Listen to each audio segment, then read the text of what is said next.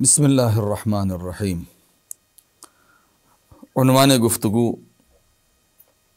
اصحاب حسین کی امتیازی حیثیت۔ امام حسین علیہ السلام میدان کربلا میں جو اپنے پورے کنبے کے ساتھ، اپنے گھر والوں کے ساتھ، خاندان والے اور اصحاب ان کو لے کر کے اکٹھا ہوئے اور اپنا سب کچھ قربان کر دیا، تو اس کے پیچھے مقصد کیا ہے؟ جام شہادت نوش کیا۔ ہر منصف انسان، مورخ، ہر انسان اس کا ذہن جاتا ہے کہ کیا وجہ تھی،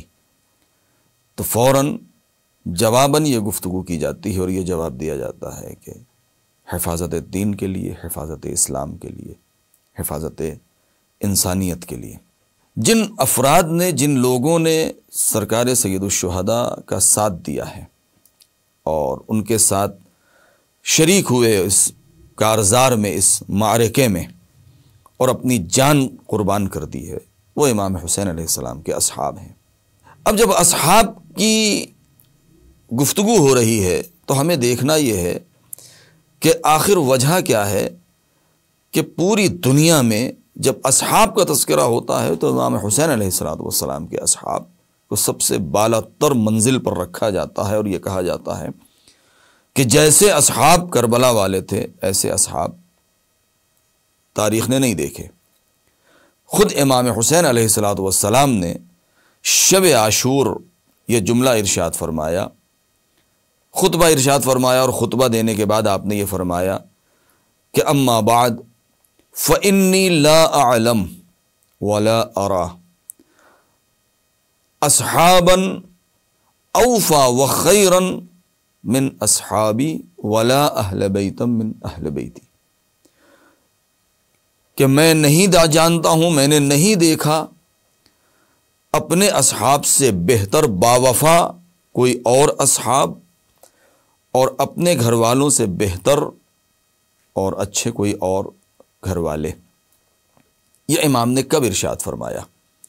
یہ امام نے اس وقت ارشاد فرمایا کہ جب شب عاشور امام نے چراغ گل کر دیا، چراغ بجھا دیا، مطلق اندھیرا چھا گیا، اور اس کے بعد امام نے یہ ارشاد فرمایا کہ میں نے اس لیے چراغ بجھایا ہے کہ میں تمہیں آزاد کر رہا ہوں۔ یہاں تک آپ نے فرمایا کہ میں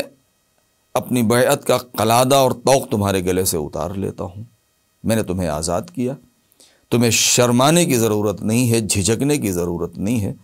تم سب کے سب مجھے چھوڑ کر کے جا سکتے ہو۔ کیوں؟ اس لیے کہ یہ فوج جو مقابلے میں ہے، جو دشمن ہے، یہ ہمارے خون کے پیاسے ہیں، میرے خون کے پیاسے ہیں، لہذا تم لوگ جا سکتے ہو۔ صرف یہی نہیں کہ تم لوگ چلے جاؤ مجھے چھوڑ کر کے، بلکہ آپ نے یہ بھی ارشاد فرمایا کہ اگر تم جانا چاہتے ہو اور اس بات پر ڈر رہے ہو، اس بات سے کہ میں ناراض ہو جاؤں گا اور تمہارے لیے جنت نہیں تمہیں ملے گی، تو ایسا ہرگز نہیں ہے، میں جوانان جنت کا سردار ہوں، میں تمہاری جنت کی ضمانت لیتا ہوں۔ اگر تمہیں تنہا جانے میں شرم محسوس ہوتی ہے تو تم ہمارے ہی گھر والے جو افراد ہیں، ہمارے بچے، ہمارے بھائی، ہمارے جوان بنی ہاشم، ان کے ہاتھوں کو پکڑو اور ان کو ساتھ میں لے کر کے جا سکتے ہو، میں یہ اجازت بھی دے رہا ہوں۔ تاریخ نے لکھا کہ ایک مرتبہ نہیں، دو مرتبہ نہیں، 3 مرتبہ یا متعدد مرتبہ اس اعلان کے بعد، چراغ گل کرنے کے بعد بھی کوئی بھی اپنے مقام سے نہیں اٹھا، بلکہ سب کے سب بیٹھے رہے، اور جب چراغ جلایا تو سرکار سید الشہداء نے دیکھا کہ ایسے باوفا اصحاب ہیں کہ جو اسی مقام پر بیٹھے ہیں، اور اس درمیان مؤرخ نے اور مقتل نے جو نام بیان کیا ہے وہ جناب زہیر ابن قین بجلی کا ہے، یا جناب حبیب ابن مظاہر کا نام، کہ یہ افراد وہ ہیں کہ جو کھڑے ہوئے اور عرض کرتے ہیں یا ابن رسول اللہ، اے فرزند رسول، یہ آپ کیا فرما رہے ہیں؟ مجھے کسی چیز کی لالچ نہیں ہے، ہمیں کسی چیز کا ڈر نہیں ہے، لیکن ایک بار کا مرنا جینا کیا، اگر 70 مرتبہ ہمیں قتل کیا جائے اور دوبارہ زندہ کیا جائے